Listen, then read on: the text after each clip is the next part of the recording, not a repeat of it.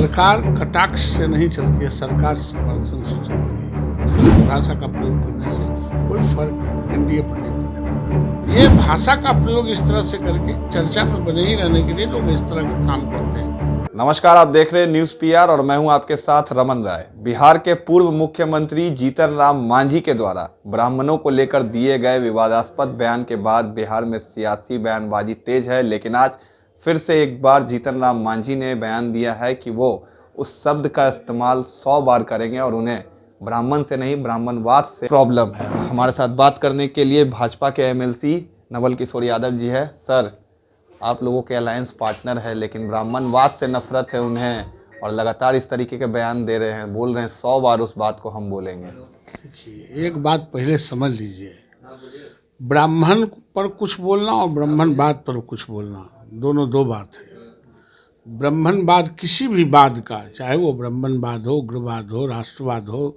या किसी तरह का जातिवाद हो, वाद का पर अपना अपना प्रतिवाद है और अपने अपने लोगों का अपना अपना विचार है। उसको इससे जोड़ के नहीं देखना चाहिए। लेकिन जीतन राम मांझी जी जो बोल रहे हैं वो बेहतर आप लोगों से होगा कि जीतन राम मांझी जी से या जीतन राम मांझी जी के स्पोक्स पर्सन से आप बात करें तो कुछ संदर्भ पर कुछ सवालों का जवाब मिलेगा। हम लोग उनके स्पोक्समैन नहीं हैं, हम अपने पार्टी के लिए स्पोक्समैन, हम अपने पार्टी का नेता, हम अपने पार्टी की बात करने के लिए हैं, हम उनके लिए नहीं। इसलिए इस पर मेरा कोई कमेंट नहीं होगा। वो कुछ लोग मीडिया में बने रहने के लिए ही इस तरह की भाषा का प्रयोग करते हैं, बात करते हैं कि आप बोलिए, बोलेंगे, आप उसको उठाइएगा और लोगों से बात कीजिएगा, वो चर्चा में बने रहेंगे। मैं इस पार्टिसिपेशन में मैं नहीं पढ़ता हूँ। क्या मांझी जी चर्चा में रहने के लिए इस तरह का बयान देते रहते हैं? सर, अक्सर इस तरह का बयान आता है, कभी शराबबंदी को लेकर, कभी जातिवाद को लेकर। निश्चित रूप से ये उनका जो विचार है। अच्छा, ये बोलने से कोई परिवर्तन तो होने वाला नहीं है। परिवर्तन के लिए लड़ाई लड़ना पड़ेगा।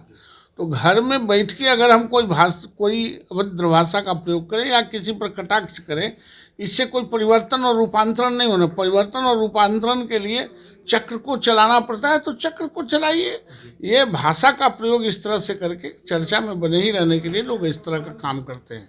मांझी जी के बयान का सर काउंटर किया गया आपके पार्टी के तरफ से। गजेंद्र झा थे, उन्होंने बयान दिया, उसके बाद से पार्टी ने उन पर कार्रवाई करके निष्कासित कर दी।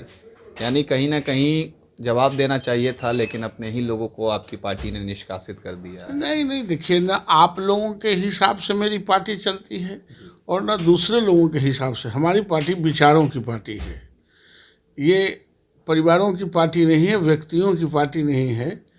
ये एक लंबे समय से अपने संस्कृति को जो कैरी करते आ रहा है उस विचारधारा का पार्टी है। इसलिए विचारधारा में जो सूट नहीं करेंगे उन पर कार्रवाई होती है। एक आखिरी सवाल सर, मांझी जी की पार्टी हो गई, आपकी पार्टी हो गई, जेडीयू हो गई, इस वक्त बिहार में गठबंधन करके सरकार में इस तरह के बयानबाजी हो रही हैं गठबंधन में ही, क्या असर पड़ेगा इस पर? बिहार के सरकार में आप लोग तीनों कोई साथ है? कोई असर नहीं पड़ेगा। सरकार कटाक्ष से नहीं चलती है, सरकार समर्थन से चलती है। और सरकार का जब इरादा रहता है कुछ काम करने का और साफ साफ नज़र आता है तो साफ साफ सरकारें काम करती है। इस तरह के प्रयोग करने से, इस तरह की भाषा का प्रयोग करने से कोई फर्क एनडीए पर नहीं पड़ने वाला है। साफ तौर से भाजपा के एमएलसी नवल किशोर यादव थे, सीधे तौर पर कहा कि सरकार कटाक्ष से नहीं, सरकार जो है पॉलिसी से चलती है। और इस पर जीतन राम मांझी ने जो बयान दिया है, इससे सरकार पर कोई फर्क नहीं पड़ेगा। लेकिन जिस तरीके से ब्राह्मणवाद के खिलाफ जीतन राम मांझी लगातार बोल रहे हैं, कहीं ना कहीं इससे एनडीए में भी जो बैलेंस है वो बिगड़ता नजर आ रहा है। फिलहाल के लिए आप बने रहें न्यूज़ पीआर के साथ।